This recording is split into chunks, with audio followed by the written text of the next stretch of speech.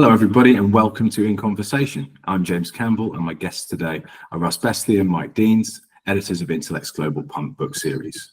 Welcome to you both, and thank you very much for joining us today. It's wonderful to have you on the podcast.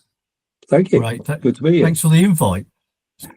Well, I'm really glad to have you. So let's start things off by maybe I'd like to ask you both, where are you both based? Where are you calling in from? And perhaps you could tell us a little bit about yourselves. What do you teach? And what are your main research interests? And let's start with you, Russ. Okay, I work in London at London College of Communication, University of the Arts London. I live in North Devon now, out in the countryside. I am a reader in graphic design and subculture. So my specialism's graphic design. I'm a practitioner in graphic design and a theorist and historian, and subculture studies, particularly punk, but broader areas of subcultures. Nowadays, I manage a PhD program and teach PhD students. So I'm director of study supervisor for them. I don't do a lot of other teaching beyond that. And I'm a researcher, so I do a lot of my work is spent researching, writing, organising, and at the moment doing funding bids, which I hate. So that's kind of where I am. Over to you, Mike. So I'm based in Portsmouth, in the UK, down here in the South Coast. I'm also program leader for BA Music at Middlesex University, and also for the Masters in Professional Arts Practice. I suppose by trade, really, I'm a classical musician. So I did a classical music degree, got a classical masters.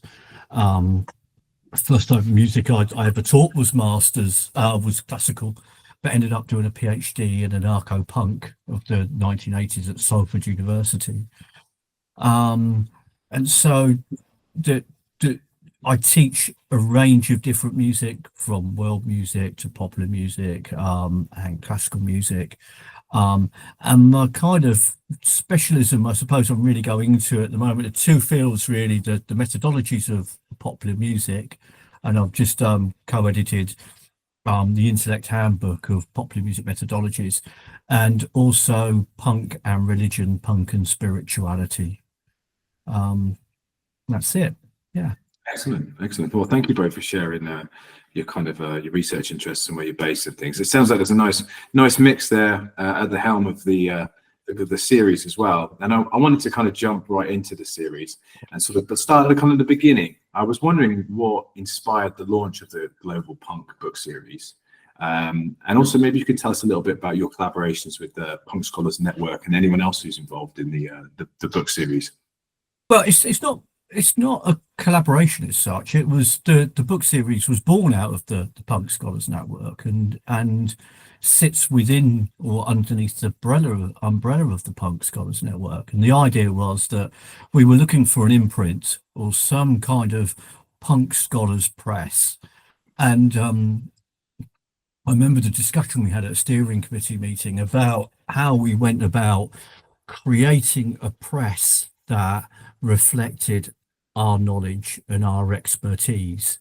And the issues that we had was that, we could create a DIY type press, very much like my own Itchy Monkey press, but it wasn't peer reviewed, and there are many of these kind of hoops that we need to jump through as academics. And so the idea was either to have a Punk Scholars Network imprint, and Russ said, look, why don't I take it along to Intellect, because Russ by then was editor of the journal, and so Russ took it along to Intellect, and the Global Punk series was born. Is that completely right, Russ? Yeah, it kind of started. There was Mike had come up with a book project with a couple of other colleagues called The Punk Reader, which they were looking for a publisher for. It was a book about contemporary punk scenes around the world post 2000. So it really sort of mapping out the space of where is punk post 2000 globally. That's where it kind of started from with that. And they brought me in as a designer on that, and ended up as a co-editor and designer working with them on that book. And I took that book as a kind of template to Intellect, because I've been working with Intellect for a number of years as editor of the Punk and Post-Punk Journal. and said, "Would you be interested in the book?" And at that point, it was a book, and Tim at Intellect said, "Well, how about a book series?" And so that was where the discussion took off from there. Okay, we can do a book series, and it started out as what was originally 3 books, a 3-book series of punk readers. There were collections of edited collections of book about punk around the world. So edited collections about contemporary punk scenes around the world. So 3 punk reader books, but then we expanded from there into monographs and other areas that we found of interest, which I think brought in a lot of leads from the journal, actually, from Punk and Post Punk, because the Punk and Post Punk is an interdisciplinary or multidisciplinary journal that we cover musicology, sociology, ethnography, art and design, a whole range of routes into understanding punk and post punk, and that gave us a kind of much broader field to choose from. So rather than, I say, just contemporary punk around the world, we could delve into other histories, other approaches, other methodologies to try and understand this. So it started off as, I guess, global punk, meaning punk around the world, and it became global punk as the world of punk. If you sort of flip it around the other way, I think that's what it kind of morphed into. As to the diversity of understanding punk rather than purely geographical or chronological, or in terms of a contemporary scene. And I think that kind of reflects the Punk Scholars Network. I think the strengths of the network and the strengths of the series and the journal is that there are so many individuals on there from multidisciplinary fields. So, for instance, you might not know this, but Russ is the leading expert in the world, no doubt, about punk and record covers and graphic design, and he's got that kind of graphic design head on. I've got that kind of musicological head on, and then we have people from sociology and religion like Laura Way and Francis Stewart, and then we have those from the creative industries like Matt Grimes, for instance. And so the series became very much like the network and like the journal, really. It was underpinned by this kind of interdisciplinary expertise. I think the interdisciplinarity of the journal and the book series is to be congratulated. It's a real great achievement, and that's definitely one of the key things that I see when I approach these books.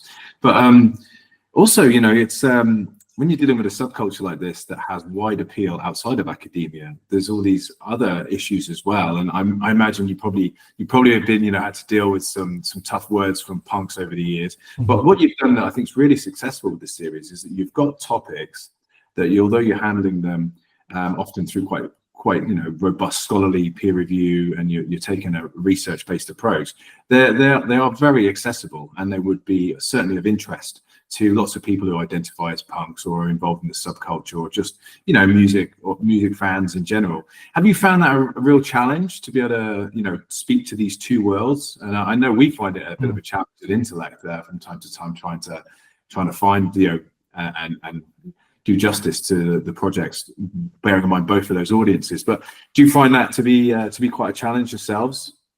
It's a battle we've always faced, and those of us that study punk, it's something that I started doing in the 1990s. I went back to college as a mature student and thought, and one of my tutors said, "Well, you're into punk. You've been into punk for 20 years. You should do a project about it." Or 15 years at that time.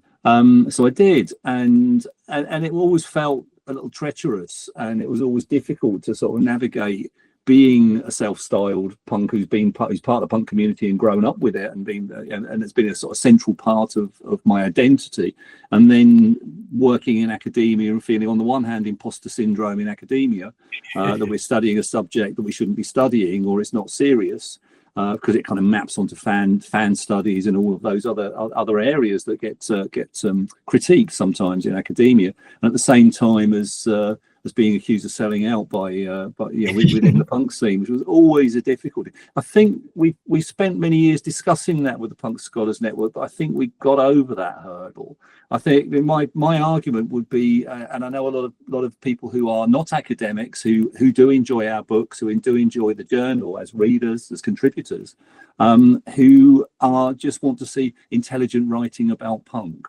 That's what they're interested in. There are intelligent punks out there who like to read, and that's the key thing. That's the thing I think we tap into, and the fact that most of us involved come from a punk background as well. So we're part of that community, and there are people that want to engage with it from that community, and rather than seeing those as two distinct, separate groups. Is that what you think, Mike?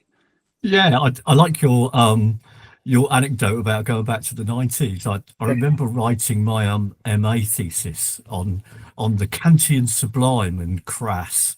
It wasn't very good, mind you, but my supervisor at the time was David Osmond Smith, who was a lead expert in a guy called Luciano Berio and Italian contemporary classical music, and he said to me, yes, that Johnny Rotten, he said, I remember that Johnny Rotten when he walked down the stairs and he covered My Way. I remember that. And I looked at him and I thought, I'm not going to put him right. And taking that forward then to do a PhD on this stuff, you're absolutely right. Yeah, it was quite kind of treacherous. So I know that Gord's, who kind of co-founded the Punk Scholars Network, he found that in his work, didn't he? That he didn't quite fit in. But coming back to present day, I think what's really useful is that I think we have got over many of those obstacles. And so when we put books up on the Punk Scholars Facebook page and they are £100 for a hardback, we don't get that much criticism anymore, because people know that we have to jump through those damn hoops again as academics. And I've interviewed Ian Glasper, this great punk writer, and Dick Lucas. Ian Glasper wrote a book about the Subhumans, as many people might know, and spoke to them about the publishing process and the production process within with academia and kind of non-academic books. And it was a great discussion, and there was a great kind of mutual respect going on there. And then we have a mass or anarcho punk band writing a track called Academia that celebrates the work of the Punk Scholars Network. So yeah, I think, yeah, you're right, Russ. I think we've got over a lot of those hurdles.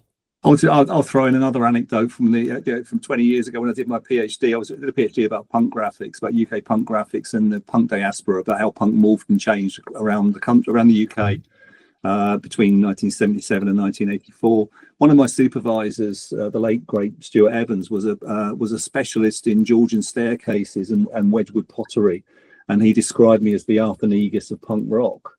There you go. Arthur Negus was a television presenter who sort of specialised in antiques in the 1970s and 80s on British television, like Antiques Roadshow. And he said, well, you're using the same methods that I use. You're using the same methods that I might use to look at pottery, in the 19th century pottery, but actually you're looking at punk rock records from the 1970s. So he fully understood, and he was quite conversant with the methods and the approach and the research themes, and said, well, this fits the model. It's just an unusual subject that you're choosing to explore. Yeah. Do you guys feel like the tension between punk's anti-establishment roots and kind of these frameworks that are expected by academia, and have they changed over time? Since you've been working on the journal and the series, do you think those efforts have actually kind of softened people's reaction, whether it be from the academic elites or from your punk mates? Do you find that you're getting less, fingers pointed at you for either selling out or for why are you focusing on this? Do you feel like the work that you and other people have focused on subcultures, especially within music, around things like hip hop and metal too, and other things as well, do you think that's broken down some of those pre-existing notions? I think so. We talk about a mass. Let's throw another name in there so I could drop his name, Joe Public, who I've popped round to see him. He's an old New Age traveller friend, and he'd bought one of the punk readers. and he was really liking the book, and he said, I don't understand all of it, but I really like it. And I think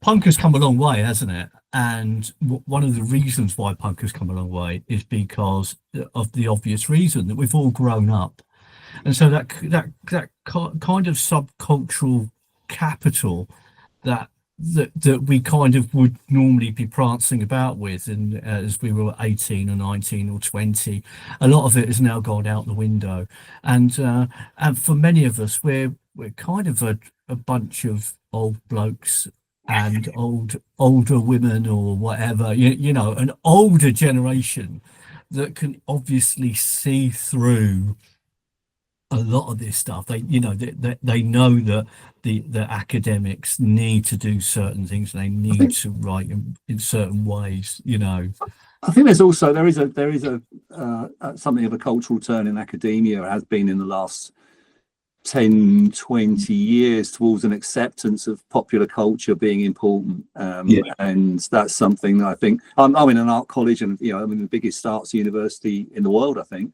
And in terms of creative arts and design, and it's kind of, we've got a specialist team that are the Comics Research Hub that research comics, and they go back to one of my best friends as a professor. Actually, he's written a fantastic book about punk rock in the 1990s. Roger Sabin is a specialist in Victorian comics. Or we got people who specialise in everything from Victorian comics through to Viz. Through to contemporary children's comics, and that's their specialism, and it's an accepted model, a mode of study, and an field of study that now has a lineage, a heritage. There is literature about it. It's a grounded area. Punk studies subculture studies has become much more broadly accepted, and punk studies is a field that has become established. It's taken us 20 years to get there. But it is an accepted field of study now, I think, with a serious grounding and literature. I think that's one of the reasons why we were so keen to start a journal in the area, a journal of punk and post-punk, because, again, I think this has changed a bit in the last 10 years, but, 15 years or so ago, you really needed to have a peer-reviewed journal in an area to lend some weight and to sort of legitimize it almost. And I'm kind of glad that those boundaries are breaking down.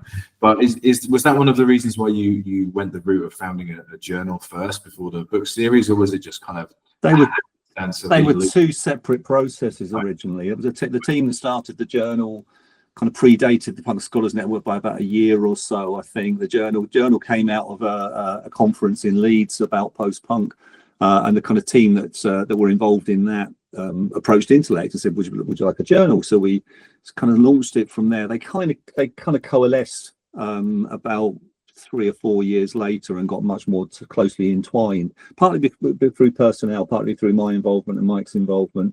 We kind of brought those two together, and we found that with the journal we could tap into a much greater range of potential contributors and readers and subscribers across the Punk Scholars Network, which was really useful for the journal. But also the journal could be a vehicle for really advanced thinking and new knowledge, and breaking new ground in the discipline and establishing this field. Now, it took us 10 years to get to the point that we start becoming recognized by Scopus and the Web of Science and these huge academic databases as being, we're serious, we have quality, we're established as a recognized journal, and the field is recognized. So I think that's taken some time to get there, but I think we're definitely there, and I think the journal and the book series are right at the heart of that, which we're very proud of. It's taken a lot of work, but I think we've established the ground now. That wasn't there 15 years ago. No, and I just should say, I think, again, congratulations are warranted, because I think it's almost like a model that many people have tried to follow unsuccessfully, and now other people are using it as a model where you have this kind of organic group, this conference, and it leading to like an international network with an international peer-reviewed scholarly journal, and then you tap into all these other ideas and provide a different pathway for different people with different kinds of projects for the Global Punk book series. And some of those books are definitely more like maybe a little bit niche, but they're kind of tradey books. They're intended for people who are interested in a particular band, whether it be Throbbing Gristle or something along those lines, or it might be a bit more denser and academic thing, looking at specific specific culture or a specific theory or something along those lines. Maybe you guys could just tell us a little bit about some of the books that have been published in the series since the initial readers that you described earlier. But what are some of the other books that have been published that you're kind of proud to have in the series? Mike, maybe you could tell us a couple of books that you've worked on in the series. Well, really, I think I'd like to just go back to the punk readers. I think they were a kind of a valuable kind of foundation on which to base the series on. Yeah. And the idea was, I came up with the idea of trying to create a series of books that was looking specifically at post-2000 global punk, trying to kind of collate and try to find a thread within the global punk scenes. And the first punk reader, I think was quite good. But the second one was I've got it here, the Transglobal Punk Scenes. I think there's probably that one and the Global Punk Media were the two of my kind of favourite books within the series, really. Because of that, trying to kind of map the contemporary scene. So much of punk writing up to then had been really about kind of historical punk from the 1970s and the 1980s, and the PSN at the time was going down a route where it was celebrating a lot of punk, anarcho punk, and it's probably because the PSN grew out of another book of mine that I co-edited with Matt Morley that was about UK-based 1980s anarcho punk. So we had kind of these conferences that was talking about that specific area, and so really that the punk readers were trying to kind of move away from that and trying to create a series that kind of mapped the global global framework. And then after that we had Punk Las Americas, which was a really interesting volume that was also full of images and graphic and poetry. And then of course we've got Marie Skov's book, which was at a really alongside Ian Trowell's book on Throbbing Gristle, but which was quite an academic, in-depth study of punk art, and also Ian Trowell's the study of kind of Throbbing Gristle, and both of them are quite heavy books. And then you've got the kind of the kind of very, very intelligent travel writing of Barry Phillips, and his journey in Tito's Punks, which really does cross those barriers between academia and non-academia. And then Simon Strange's book as well, which again kind of delves into punk and art school. Russ, have I covered them? I've got them up there. No, punk pedagogies. Yeah, there we go. Yes. Yeah. Did you want to talk about that, Russ, or shall I? No, go on, Mike. Yeah. These by Punk Pedagogies was edited by two fantastic colleagues, Francis Stewart and Laura Way, and really it was about another edition on Punk Pedagogy. Sorry to again, but it kind of followed on from a book that I originally edited with Gareth Dillon Smith and Tom Parkinson on Punk Pedagogies. But I think this one was far more practical. I think this is a better book. I'm just going to say that. Don't tell Gareth or Tom I said that. And then, again, isn't Gareth one of your co-editors on the handbook as well? Yes. So Gareth is a co-editor. But yeah, so we've got the Punk Pedagogies book as well, which again looks more at practicalities around pedagogies and the application of pedagogy. Yeah. So we went from the edited collections at first into, we had more proposals for monographs, and and we've all got our own specialist fields and specialist interests. One of the things about running the book series between Mike and myself is that Mike has interests, I have interests in relation to punk history, or certain periods of punk, or certain styles, or certain approaches and methodologies. which differ, but we can't include everything. So we get some things that are quite left field that come in that aren't really either of our specialisms, but they're a worthwhile proposal. I really like Marie Scott's Punk Art History because it takes art history as a model to understand punk. But then I come from an art history or art design history background, and it kind of makes sense to me. And Ian Trowell's book makes sense to me, or Simon Strange's sort of talking to punk participants in the early scene who went to art college. That's the kind of grounding that I understand. Other areas I'm less familiar with. So the more contemporary scene things, I think they're great books, the punk readers, but they're not my specialism, if you like. So we have to try and manage this as a team. As to does this seem viable? Can we get peer reviews? Can we get feedback from experts in the field that acknowledge that there is value in this, in us pursuing this as a book project? So we get proposals in quite regularly that we have to put out to peer reviewers and find specialists. But that's what we're doing. That's what the journal's been useful for, is to build a network of specialists from different fields, from these intersecting fields, so we can go to an ethnographer or a musicologist or whatever it might be, or a historian, and say, here's a particular proposal that we've got that centres on your specialist subject. Has it got legs? Is this viable for us to pursue as a book project?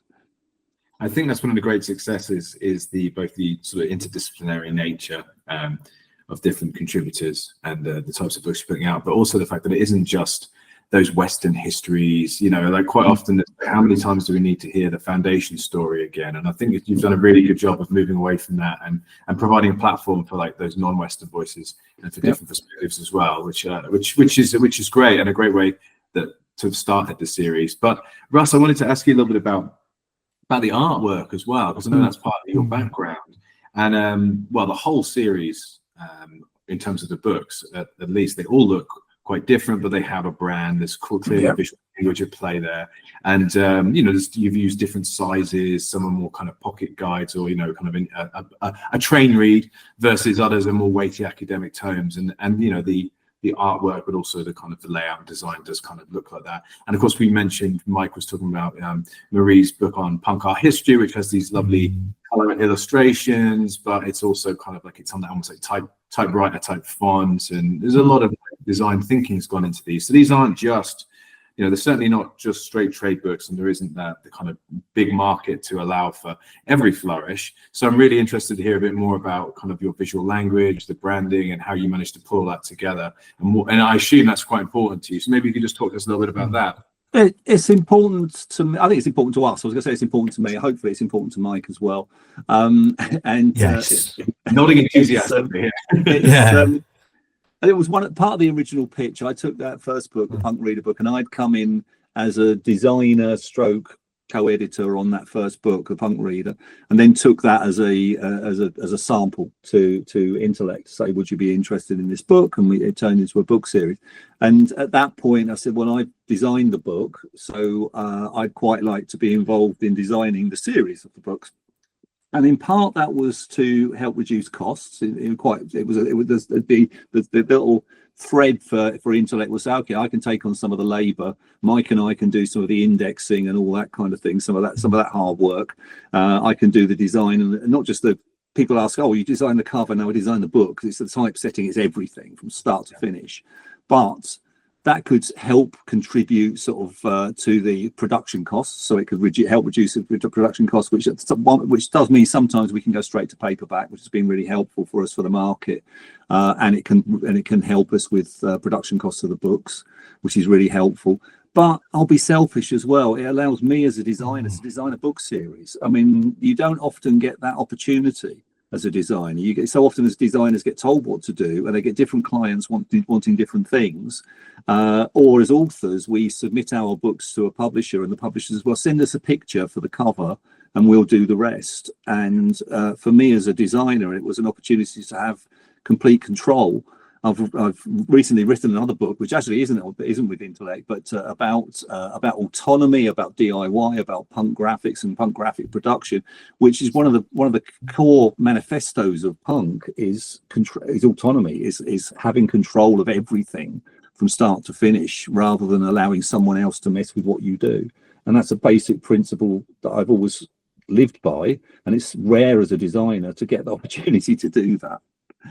I was just going to say, it's really nice that DIY element that is obviously something both of you are involved with punk and with your own like writing and things. It's nice that, you know, that we've been able to kind of facilitate that as well, and it's been really mutually beneficial, because, you know, we wouldn't trust a lot of people necessarily to take that DIY approach or to have complete control over kind of the visual, you know. So I think that's also, you know, is also to be applauded that you've actually been able to deliver on time and stick to deadlines. And again, you know, do the DIY, do the anarcho thing, but also make sure that you're fulfilling those goals and, you know, and you know, contractual obligations and things like that. So, you know, it's been a pleasure to work with you on those fronts, I know.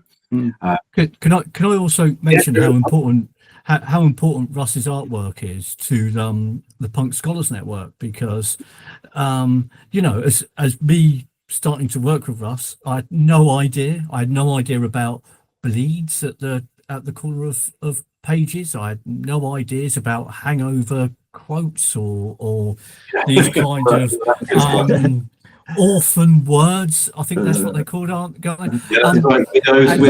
Widows and orphans, yeah. And on the one hand, it's been quite good. On the other, I can't read a book now without noticing these things. And every time I see one of those widows or orphans, I want to take a photo and send it over to Russ and say, look, what's happening here?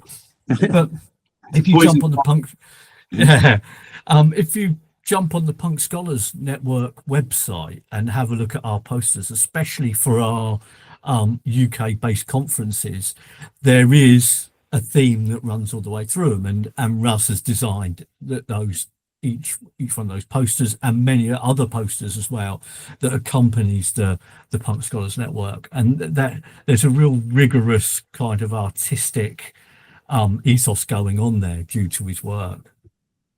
Thank you, Mike. As I say, as a designer, I went back to college as a mature student and studied design, and then I went into research in a university and became a university researcher in Portsmouth originally, because I lived in Portsmouth, same place as Mike, and then got the job in London. But I benefited from the fact that I could get an academic salary and I could choose the design jobs that I do, rather than be, you know, doing jam jar labels and wine branding or whatever it is that those horrible jobs that people have to do.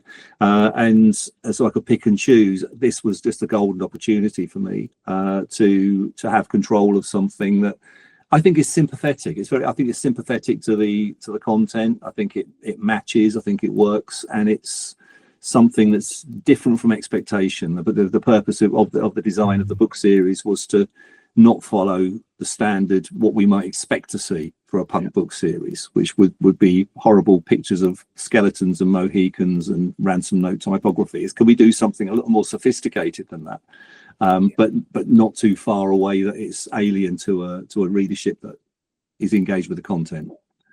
Yeah, no, I appreciate that. There's not too many mohawks or skeletons in sight. I do really appreciate the like grown-up punk art and design. It looks really good, and it's quite diverse across the range as well. So I would advise people check out the Punk Scholars Network, which is excellent anyway, and you should take a look, especially if you're interested in punk and these subcultures. But in addition to that, if you go to, you know, global punk on our book series page at intellectbooks.com, you can see all of the covers lined up next to each other and get a real sense instantly of like the design and the sort of visual branding and language that you guys have been using. For a minute, I wanted to look at the future a little bit, and I would say that with the book series, you've covered a lot of ground already, but, you know, issues around authenticity, race, gender, and class are definitely central. And I know different contributors have critically addressed these themes, but looking to the future, are there anything that you're particularly interested in? Have you got any call for papers, or are there any specific, you know, themes, areas, topics that you really want something on, whether it's, I don't know, punk and AI, or, you know, punk and military fatigues, or whatever it might be, punk and fashion? Something. Is there anything anything that you have planned, anything you're looking for? You know, maybe we can give people a little bit of a teaser trailer or something along those lines. I personally, and as I'm sitting here with my anarchist t-shirt, I think a really interesting book, and I could get really shot down for this, is Republican Punks. Oh, yeah. and look at those punks. And I was on the internet, and these kind of really silly kind of punk groups. And one group in particular is full of Trump supporting punks, and I think I think there's a lot said about left leaning punks or anarcho punk, and I think that there's a lot that see these punk in a kind of stereotypically kind of leftist activist lens, and I think there's a lot to be said about unpacking that notion of Trump apparently being punk, of John Lydon now being openly what he's saying about so-called illegal immigrants in seaside towns, about unpacking that. And I think that would be a really good, I suppose a monograph would be excellent, or an edited reader, especially at the time that we're in at the moment. That's the sort of thing I would like to see. I think that would be really, really fascinating and really important, like that, to look at it through that lens. But and also, like, I guess, like, historically, I mean, I'm not 100% sure on this, but like, obviously punk's had a very like left wing and radical side to it, but it has also had quite a right wing side as well historically, hasn't it? So there is like a legacy and a lineage to absolutely. Yeah, it is particularly in the 80s in particular, but and there are a number of books and book chapters and articles that cover that history quite well. I've written some myself. One of my ex-PhD students did a PhD about far-right punk and anarcho-punk, and so I've co-written with her. So we've covered some of that ground. It tends to be historical. It tends to situate itself very much in the 1980s around sort of bands like Screwdriver, and then what came from them. This kind of the late oi crossover skinhead punks, right-wing punk scene, white power scene, and then that kind of disappears in the 1990s. It kind of fades out as those people grow up or die off or whatever. But Mike's talking about almost a resurgence. It's not necessarily a resurgence of that. I think this is something else that we're seeing, and maybe it's older punks and conservative attitudes, or older punks and the rejection of some of the progressive values that have been pushed by international governments, or a questioning of multiculturalism, or whatever those things might be. I think where punk maps onto a kind of bigger political agenda, that I'm really quite interested in, which isn't necessarily the far right, the kind of the Nazis from the 70s. It's something else. I guess issues just around class being central to a lot of this as well. And I just feel like hopefully class is coming back to the forefront as one of the key lenses that we focus on when we analyze things like Trump. Because of course over here, the rise of obviously the college educated male population, but also of like trade union, men who are in unions and things like that. And I say men just because it's obviously a huge population that supported him. But yeah, I think that's quite fascinating how like these intersections of class and race and then subcultures that you belong to might kind of lead to how you interact with sort of a figure like that. Yeah, I know I was listening to, as you can hear in my voice, I'm quite I'm a proud kind of working class academic as well. I wasn't brought up in a middle class family at all. But it was a really interesting clip that I saw from Zizek talking about how kind of the notion of the subculture has kind of flipped, and how the right are now appropriating that almost kind of those left-wing kind of class politics as a means of moving forward. And I think going back, as you say, James, into class politics and the class analysis, I think that would be really useful as well. I think that would be a good lens to start from, really. I think we could mention a few of the books that are coming up. We've got a new book by Nicholas Ballet coming out very shortly called Shock Factory, which is a kind of visual history of industrial music, which is almost I would say a companion piece to the Ian Trail's Throbbing Gristle book. It's the next step, really, a massive volume about a visual history of industrial music, originally published in France in French as a shorter volume. And this is an extended volume in English translation, much bigger book. That's coming out soon, in production or at the moment, or currently being through at peer review and being edited. There's a book about punk and the animal, which looks at animal studies in relation to punk, which maps onto not just the anarcho-vegan animal activism thing, but also symbolism and animal heritage and animal preservation and ecology. So that kind of maps onto those areas. There's a book about Bad Religion, American hardcore punk band, and that's an edited collection of people discussing this. They're renowned as an intellectual hardcore punk band in America, particularly from the 1990s, 80s, 90s. And so there's a book about them, an edited collection. There's a book about post-punk in Yorkshire. All right. Coming out. That's the Real Goldhammer. That'll be interesting. Very, very sort of geographically specific. So we're talking about global punk, and we've been talking about punk around the world, whether it be in Southeast Asia or wherever it might be. Now Yorkshire, that's part of the global map. So that's drawing from his PhD, and we're looking at other opportunities. And Mike says, I think something about class and politics would be be really interesting.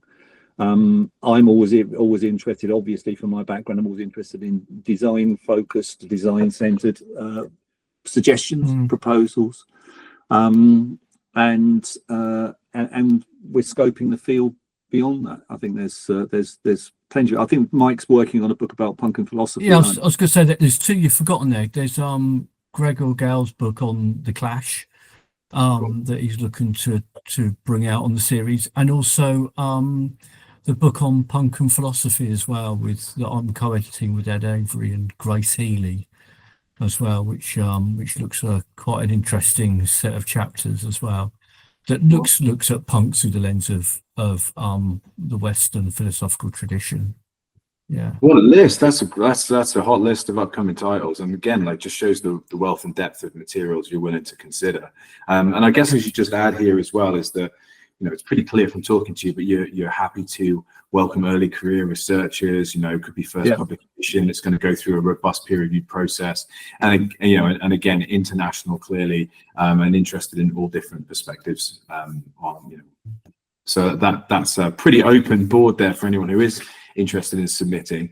And I guess if anyone is listening to this and thinking, I've got a burning idea that I need to get out there, need a sense of Mike, then you can find out a lot of information on the Intellect website by going to the Global Punk book series page, and there's like a nice little snapshot there of kind of a basic generic aim and scope, and a sort of almost generic CFP that people can kind of get a clear indication of the types of things you'll be looking for, and they can submit there and they can see all the other books in the series. So I would really advise people to do that. Want to move on a little bit and just ask you a few sort of more light-hearted questions before we draw this to a conclusion. But I thought I might start with you, Russ, with a bit of a bit out of left field, because I know that you're a bit of an expert on album artwork and covers. So I was just wondering, are there any favorite album covers or artwork liner notes that you have from? It doesn't even have to be from punk. It could, maybe that's more fun, right? Maybe it's the sound of music, who knows? But what do you? Is there any covers or anything like that really kind of stick in your mind as great? I've got my favourites in. Well, my tastes tend to span what some people might call punk, and some will call post-punk, and some will call new wave. They're kind of fairly broad in the punk sphere. Killing Joke's artwork. I'm friends with the designer of Killing Joke. Their first album, I think, is incredible. So I've probably got half a dozen posters of that, different versions of that on the walls at home. So that's one of my favorites, and that sticks in the mind. But all sorts. I think there's albums and there's singles. The first Gang of Four EP that Bob Last designed. The band sent a picture torn out of a newspaper of a female bullfighter with a letter to Bob Last and said, "Oh, could you have this female bullfighter fighting the bull on the cover, and then could you add this phrase underneath?" And the bull is talking to the bullfighter, and they're talking about capitalism and the spectacle and performance. So they're making this kind of this Marxist critique of the spectacle of bullfighting. So they sent in this letter. Can you have this as the caption with this picture? What Bob Last did was just stuck the newspaper clipping and their letter on the cover, on the back cover, and it's a fantastic piece of postmodern design, if you like. It's a fantastic piece of design that it says, okay, I've got this is the concept, this is the way it's been relayed, but I'm going to show you the concept rather than do what they've asked me to do. So there's that one, and there's XTC's Go-To album, which is an all-time classic, which is the one that was designed by Hypnosis. It's a white type on a black cover that says, "This is a record cover. If you're reading this this record cover is setting out to hypnotize you into buying this record, but you are a carefully considered, intelligent consumer, so you won't be fooled by this. But you've read this far, so you will be fooled by this." And so it's a whole dialogue about what an album cover is, written on an album cover. So that's another one that I'm a big favourite of. I'm taking notes on that one to see if we can change up a few of our book cover designs. Maybe we could do with advertising a few new readers from time to time. And what about you, Mike? Any standouts? Any covers or liner notes that really kind of like? I'm too young to have seen the first or even the kind of second wave of punk, so I was kind of more introduced to like anarcho-punk of the 1980s. So I suppose really a couple of mine, I suppose, are Conflict, the Ungovernable Force, and the Extreme Noise Terror and Chaos UK Split album. And the reason for that, Subhumans and Culture Shock really, and Crass obviously, really placed me into and led me down that kind of anarcho kind of rabbit hole, if you want to call that, and made me an anarchist at the age of 13 or 14. But it was those two albums in particular that I just loved, and both of those, Extreme Noise Terror and the track Murder, for instance, it was because of that I became a vegetarian. And so I kind of always look back to those kind of albums, and I love the Ungovernable Force as well. And so, yeah, not really for the look of it, but it was really the sleeve notes that I always kind of was turning to and trying to get those ideas from the sleeve notes. But I should perhaps say something about Crass, really, but no, I think it was Extreme Noise Terror. Doom were another one that I kind of like loved their albums. Well, they yours, Mike, are definitely new to me, so I'm going to be doing a bit of my work there. So I think plenty of listeners probably will too. But while we've got talking about albums, are there any albums that you think of as like sort of definitive that you'd want to share with people if maybe they hadn't encountered punk? It doesn't have to be particularly accessible, but just like for you, what like defines your taste in punk, maybe that would open the doors for someone if they were so inclined. I'll go to you, Russ, first. I'm gonna say Pink Flag by Wire. Okay. First Wire album. I think it's definitive. It's 26 tracks, and it's 1977, and it was kind of set the model for what became hardcore later on. Really, it was like lots of sort of songs that were 45 seconds long, but just extraordinary. And it was, and they are a kind of a prog rock band who were also punk. They were kind of they kind of leapt over punk. They were treated as post punk, even though they were around right at the start of punk. Where are they from? Is that a US band or a UK band? UK band. Yeah, big influence on Minor Threat actually, but later on. But they and Fugazi, but they were a really interesting band around in the early punk scene from Art College in the UK. But they morphed and changed. They're still going, and they've morphed and changed and did sort of synth albums and sort of albums with the same song 10 times on them, and lots of experimental sort of art rock stuff. But they are incredibly diverse. But that first album is pretty definitive, I think. Yeah, good choice. Yeah, Mike, any from you? I suppose a couple. I suppose really. Culture Shock's Onwards and Upwards has always been a really close to my heart. I've written about Culture Shock and how they've kind of influenced me as a teenager. I suppose another album, Margin Walker, Fugazi, which is absolutely incredible. More of an EP than an album, I know, but yeah. again, and those kind of textures, those musical textures that you could kind of see. I mean, you could see the culture shock that later got into ska punk, and I'm not really into ska punk. I don't really like their later kind of Citizen Fish stuff so much.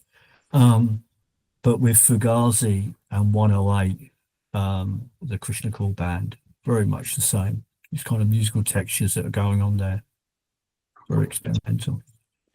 And I was going to ask as well, like outside of punk, do you both listen to lots of different genres, or do you find yourself kind of not steering too far away from punk? Mike, you said you're a classically trained musician, right? So do you listen to a lot of classical or other genres, or was that kind of a thing of the past? I don't listen to a lot of punk, to be honest with you. So what was I listening to today? So I've been listening to Brian Fonihow, New Complexity composer. I've been listening to Bach cantatas. I love Bach's St. Matthew's Passion. I've also been listening to Bach's Art of Fugue. Love the Art of Fugue.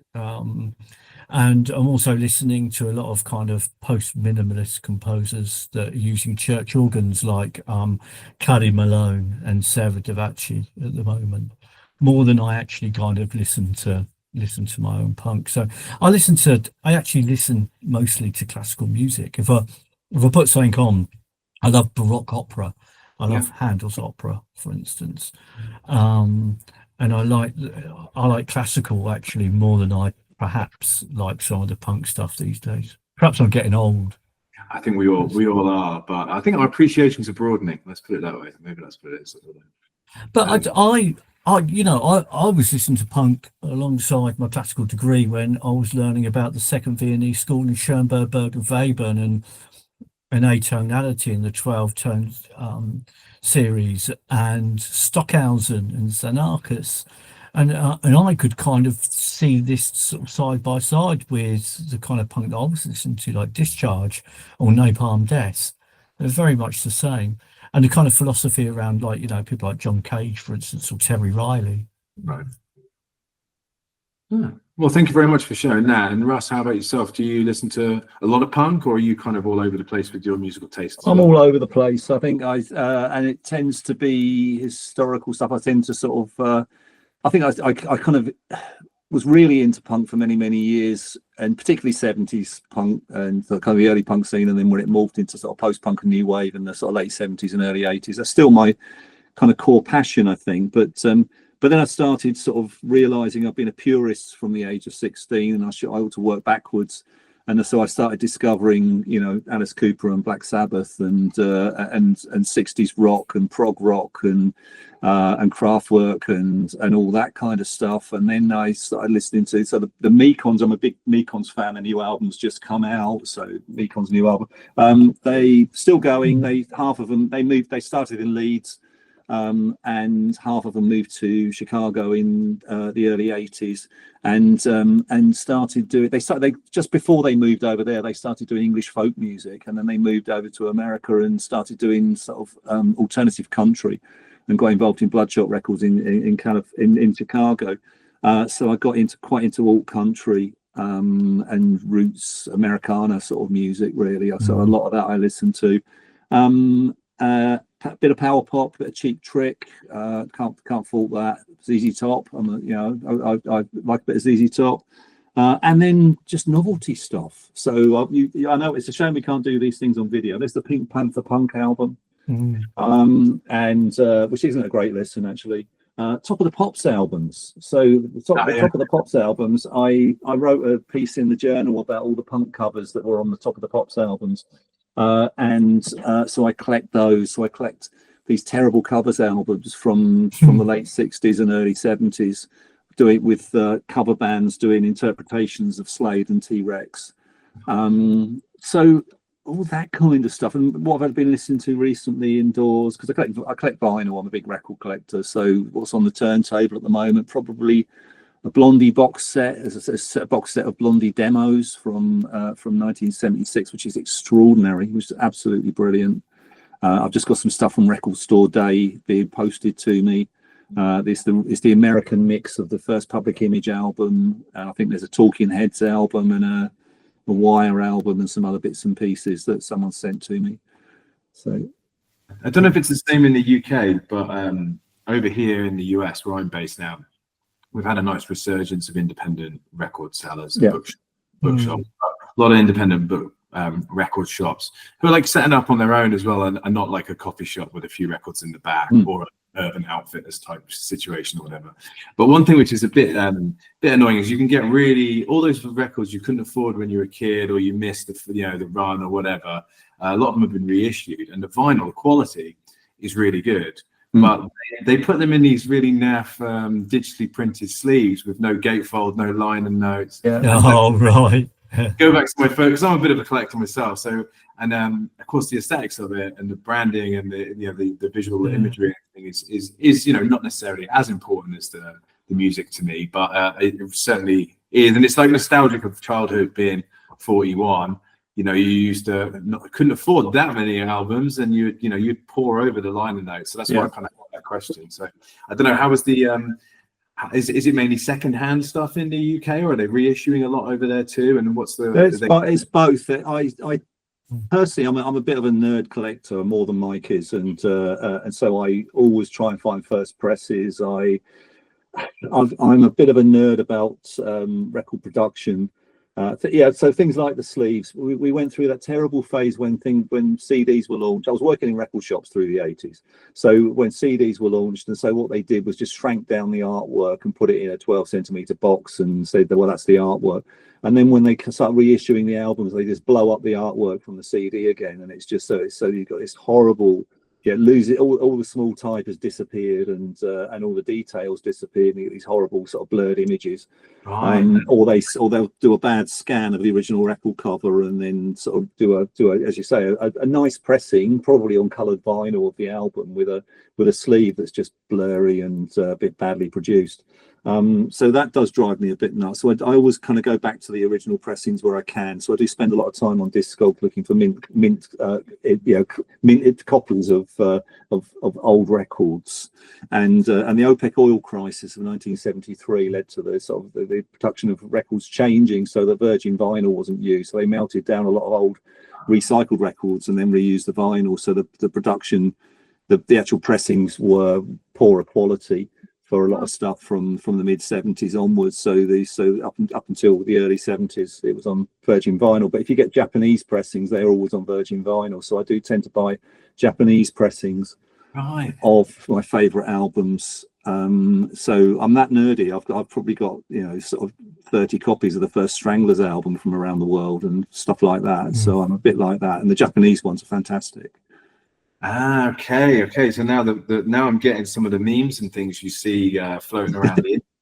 I always wondered what the obsession with Japanese vinyl was. And I never heard that as a result. It's better quality vinyl. It's nice, shiny vinyl, really well pressed, really well cut, and they tend to have like sort of lyric sheets in Japanese and English, usually with bad translations in them. But some of the packages are amazing, and the Japanese production values is so much higher than European, particularly from the mid 70s onwards. So I've gone back and I've got Japanese pressings of Suzi Quatro albums and Alice Cooper albums and ZZ Top albums because they look great and they sound great. So. Oh, I mean, Alice Cooper lives not too far from me. He's up in Phoenix, lives up in the mountains there. And you often see him riding around on his bike if you're out in the neighborhoods. So yeah, it's kind of small world on that front. Now that's cool. Thanks for sharing that. I do have one more question for you, and maybe Alice Cooper will come into this one too. I'll go to you, Mike, first for this one, but it's kind of also about like influences and things like that. But I was wondering if you're hosting a dinner party and you can invite up to 5 guests. They can be dead, they can be alive, they can be friends, family, or they can be famous, whatever you want. But who's coming? Who's at the table? Who's coming to the dinner party? Oh, I don't know. I was thinking about this, and it's toss up between Hegel and Dostoevsky. Can I have the second V&E score? I mean, that's three people. That's Berg, Veben, and Schoenberg. But they get a one. They get a one pass. You can have So they get a one pass. So yeah, the second V&E score, that would be fantastic, along with Theodore Adorno. That would be a conversation and a half. And my punk celebrity or my punk, either be, I think it's Dick Lucas and Chris Bosher. I think that those two would be great as well around. I'd love to see Chris Bosher have a chat with Hegel. That would be great. Well, it's been a long time since I delved into Hegel, but Hegel and Adorno were probably the books that I read the most as a student back in the day myself. Right. So I got a vague understanding of what you're on about. That would be an interesting conversation, to say the least. And yeah, an interesting bunch of characters. All right, so thanks for that. That's cool. I'd take an invitation to that if one was passed my way. What about yourself, Russ? Who would be the guests for your dinner party? Well, trust Mike to take the intellectual approach to this. Yeah, right. You preempted this question for us before we started the podcast, so I did make a few notes. I think 1, 2, 3 of mine are dead.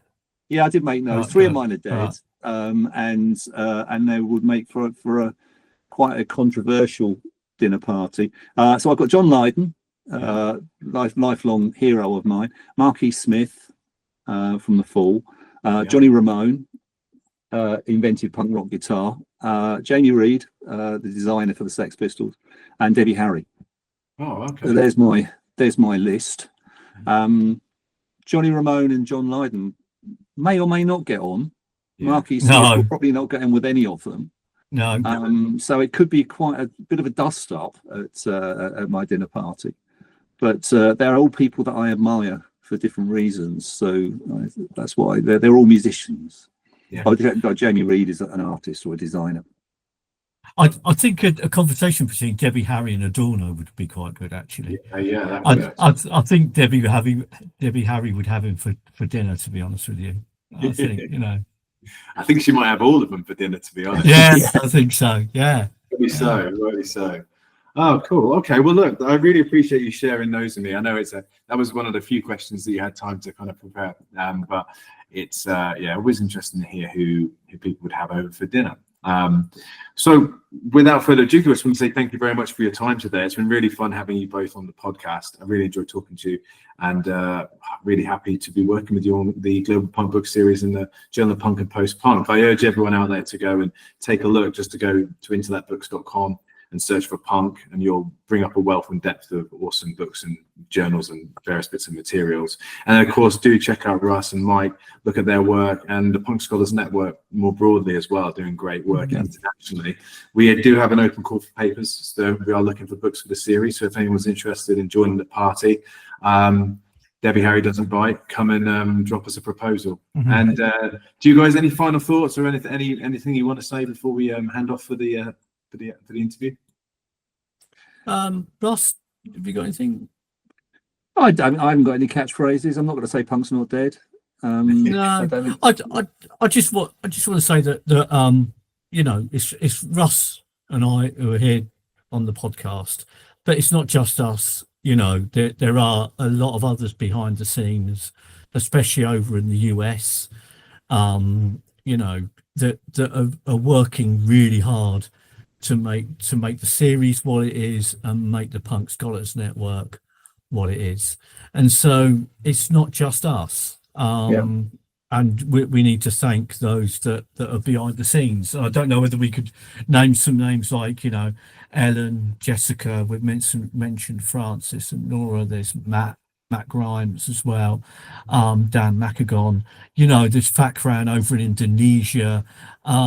It's a global network, and we all work together. Well, on that note, thank you very much. And Mike, Russ, it's been wonderful having you on the podcast. And to everyone else, I'll see you next time. Thanks very much. This has been In Conversation. Thanks, James. Thanks, James. Bye. Bye.